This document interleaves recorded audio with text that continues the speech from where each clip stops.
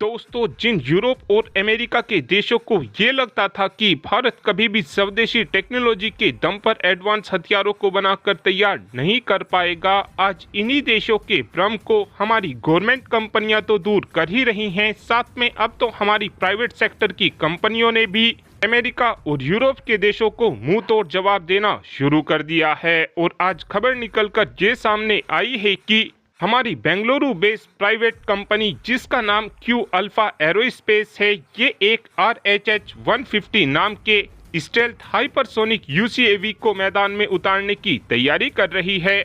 जो ये हमारा RH-150 UCAV होगा, ये कितना घातक होगा आप केवल इसी बात से अंदाजा लगा सकते हैं कि इस UCAV की रफ्तार 10 मैक यानी कि 12,348 किलोमीटर प्रति घंटा होगी। और ये रफ्तार कितनी ज्यादा होने वाली है आप केवल इसी बात से भी अंदाजा लगा सकते हैं कि हाल ही में ही चाइना की तरफ से ये झूठा दावा किया गया था कि हमने 9 मैक की रफ्तार से चलने वाली एयर टू एयर मिसाइल को बनाकर तैयार कर लिया है। हमारा ये UCAV चाइना की उस एयर टू एयर मिसाइल से भी 1 मैक ज्यादा रफ्तार से उड़ान भरने में सक्षम होगा।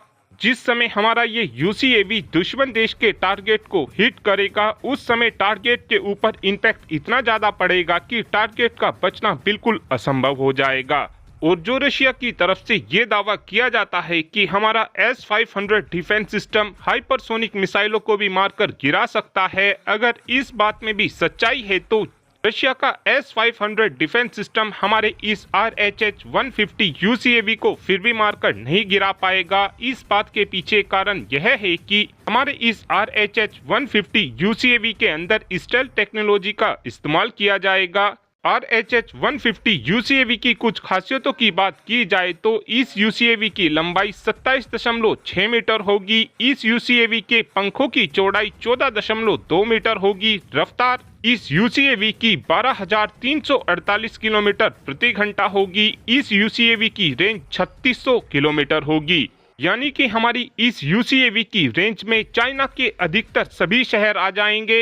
इस UCAV के अंदर HTJ-160 air breathing hypersonic propulsion system का इस्तेमाल किया जाएगा, जो हमारे इस UCAV को 10 किलो न्यूटन का थ्रस्ट जनरेट कर देगा। इस UCAV की मदद से हम सर्विलेंस, रिकोनोसेंस और अटैक जैसे मिशन को परफॉर्म कर पाएंगे। फ्यूचर में इस UCAV का इस्तेमाल हमारी वायुसेना, हमारी सेना और हमारी नौसेना कर सकेगी। इस UCAV को फ्यूचर में हम अपने एयरक्राफ्ट कैरियर पर भी तैनात कर सकेंगे। और हमारे इस RH-150 UCAV का स्केल डाउन मॉडल हमको इस बार के एरो इंडिया 2025 में देखने को मिलेगा। और एरो इंडिया 2025 शो 10 फरवरी से 14 फरवरी के बीच बेंगलुरु के अंदर होने वाला है। और जिस समय ये UCAV हमारी तीनों ही सेनाओं को मिलना शुरू हो जाएगा, उसके बाद अचानक से हमको ये देखने को मिलेगा कि हमारी तीनों ही सेनाओं की कैपेबिलिटी एकदम से नेक्स्ट लेवल पर पहुंच जाएंगी। और अब आप ही कमेंट कर बता सकते हैं कि फ्यूचर में हमारी तीनों ही सेनाओं के पास कितनी संख्या में RH-150 UCAV होने चाहिए। इस बात का आंसर आप कमेंट बॉक्स में दे सकते हैं। Thanks for watching this video. Have a good day.